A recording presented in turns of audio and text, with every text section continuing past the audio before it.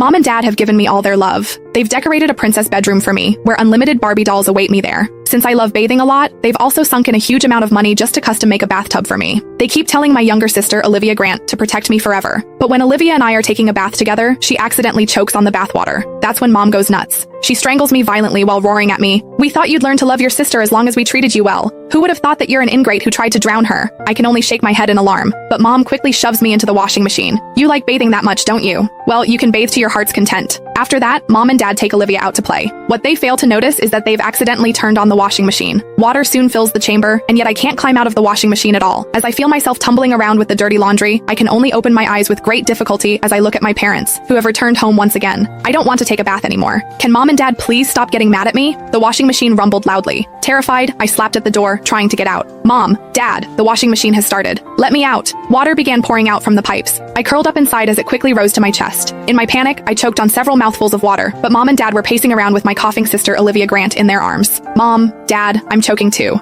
I tried my hardest to make a sound. If only one of them would look back, just one glance, and they would be able to save me. I used every bit of strength I had to push at the washing machine door, but it didn't budge at all. I remembered Mom and Dad talking about it. To keep me from climbing inside to play as I grew older, they had specifically bought a model with a child lock. Once that door clicked shut, it couldn't be opened again. The drum gradually began to turn. The icy touch of the metal walls pressed hard against my skin. Then, all at once, the whole world jolted before it started spinning. I was seized by an irresistible force that tossed me up, slammed me down, then tossed me up again. Dull thuds echoed as my body collided with the wall over and over again. I tried to scream for help, but the moment I opened my mouth, scented, foamy water poured into my nose and mouth. "Mom, Dad," I started to feel dizzy. I was suffocating, but I forced my eyes open, desperate for one last look at them, but all I saw was them fussing over Olivia in their arms. I'm very disappointed in Sabrina. To think she'd dare lay a hand on her sister while we're still in the house. Can you imagine what she does when we're not looking? She needs to be taught a lesson. What should we do, honey? Olivia has been coughing for so long, and she still hasn't stopped. Even her face is turning red. We have to take her to the hospital. Now. The first spin cycle finally paused, and the water that had been suffocating me slowly drained away. However, soon, more water began creeping in. Terrified, I threw everything I had into pounding against the door. "Mom, Dad, please save me. I can't take it anymore." Mom, who was in the middle of putting on her coat, froze. She turned and began walking toward me. "Mom, help me." Hope sparked in my chest again. I knew Mom only meant to punish me a little. I would never accidentally hurt Olivia again. Mom reached toward the washing machine, but she didn't grab the handle. Instead, she stood just a few steps away and pointed at me. Her face was twisted with disappointment. "You still don't get what you did wrong, do you? Now you're even throwing a tantrum by pounding on the door. Sabrina, your sister's only 2 years old. She just learned how to talk, and she spends all day babbling and calling you her big sister. How could you be so cruel to her? Stay in there and think about what you've done. Your dad and I have been too nice to you, and that's why you've turned out so spoiled." I shook my head, sobbing, as I felt the water rising steadily behind my back. My head was still spinning from the first cycle, but I forced myself to pound at the door, desperate to answer Mom, but it only made her angrier.